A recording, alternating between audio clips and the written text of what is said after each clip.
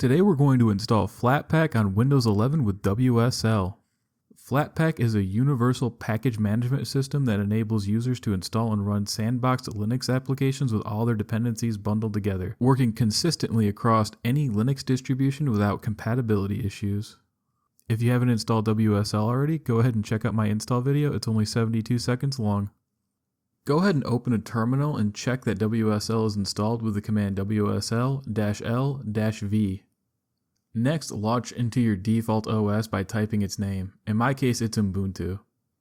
Next, we'll run a quick update with sudo apt-get update. After that's finished, run sudo apt install flatpak.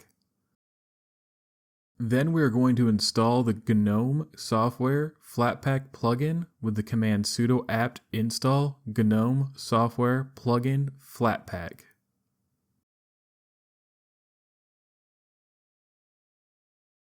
Next, we are going to add the FlatHub repository, but first you have to be logged in as root. So go ahead and run sudo su and then install the FlatHub repository with the following command.